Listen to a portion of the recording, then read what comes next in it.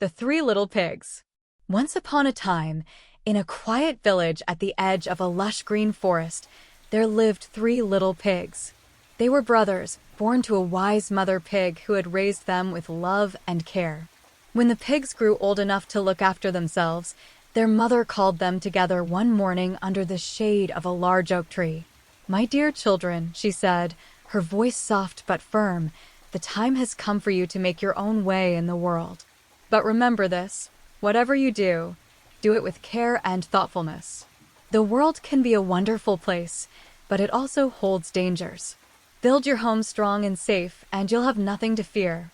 The three little pigs nodded, each giving their mother a hug before setting off down the winding forest path, their eyes bright with excitement. They had never lived apart from their mother, and the idea of building their own houses filled them with both adventure and determination. The first little pig, the youngest of the three, was cheerful but rather fond of play. He hummed a merry tune as he walked along the path, the sun warming his pink snout. Soon, he came upon a field of golden straw, swaying gently in the breeze. "This will do nicely," the first little pig exclaimed. "Straw is light and easy to work with. I'll have my house finished in no time, and then I can spend the rest of the day playing." Without further thought, he gathered armfuls of straw, stacking them hastily into walls and a roof. By midday, his house was complete, a cozy, sunlit hut that smelled of summer fields. The first little pig danced around it, proud of his quick work. "Now I'm free to enjoy myself," he squealed, running off to chase butterflies and roll in the soft grass. The second little pig, a bit more thoughtful but still eager for leisure, continued down the path until he reached a grove of tall, slender trees. Their branches had shed many sticks, which lay scattered on the forest floor. "Sticks are sturdier than straw," the second little pig mused, but still easy to build with.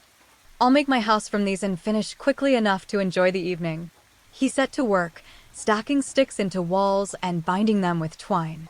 He fashioned a roof of woven branches and even added a little wooden door that creaked when it swung open. By late afternoon, his house stood complete, a rustic, snug little cabin among the trees. "Perfect," the second little pig declared, brushing his hooves together. "Now I can relax and watch the sunset." The third little pig, the eldest and wisest of the three, walked further still until he found a quarry at the edge of the forest. There, he discovered piles of red bricks stacked neatly beside a pool of clear water.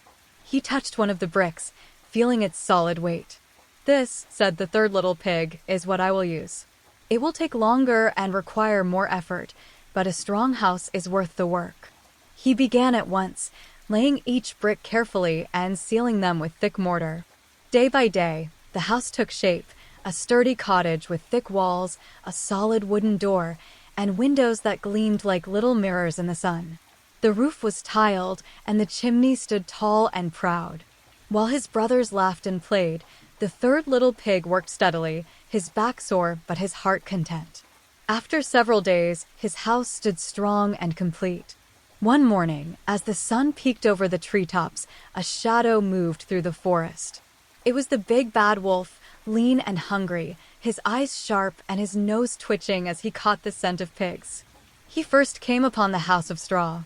The first little pig, napping inside after a morning of play, heard the wolf's deep voice. Little pig, let me come in."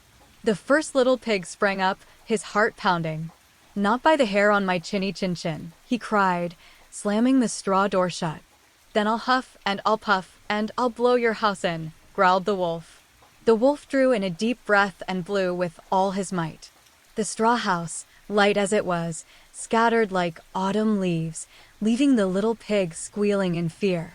He ran as fast as his legs could carry him, straight to his brother's house of sticks. The wolf, licking his lips, followed close behind. The first little pig darted inside the stick house, slamming the door behind him. Brother," he cried. "The wolf is coming." The second little pig, though startled, tried to sound brave. "We'll be safe here. Sticks are stronger than straw." But soon enough, the wolf appeared, his eyes gleaming. Little pigs, let me come in." Not by the hair on our chinny chin chins, the brothers shouted. Then I'll huff and I'll puff and I'll blow your house in.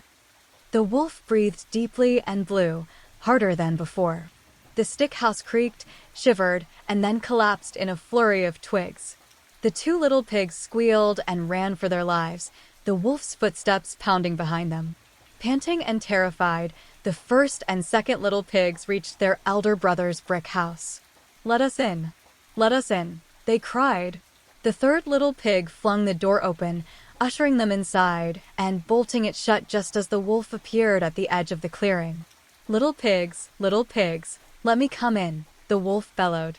"Not by the hair on our chinny chin chins," they chorused together. "Then I'll huff and I'll puff and I'll blow your house in."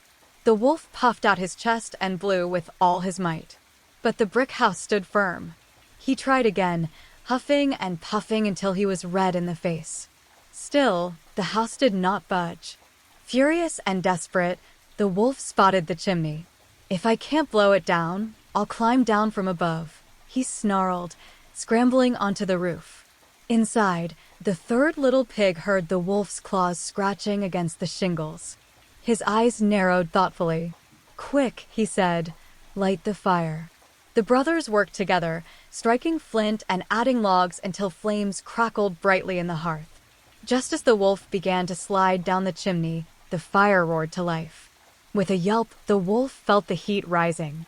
He scrambled to climb back up, but the smoke stung his eyes and the bricks burned his paws. At last, with a final howl, he leapt from the chimney and fled into the forest, never to bother the pigs again. Breathing heavily but safe at last, the three little pigs embraced. The first little pig, his fur still ruffled from the chase, looked around at the sturdy brick walls. "Brother," he said, "you were right. It takes more time and effort to build something strong, but it's worth it." The second little pig nodded.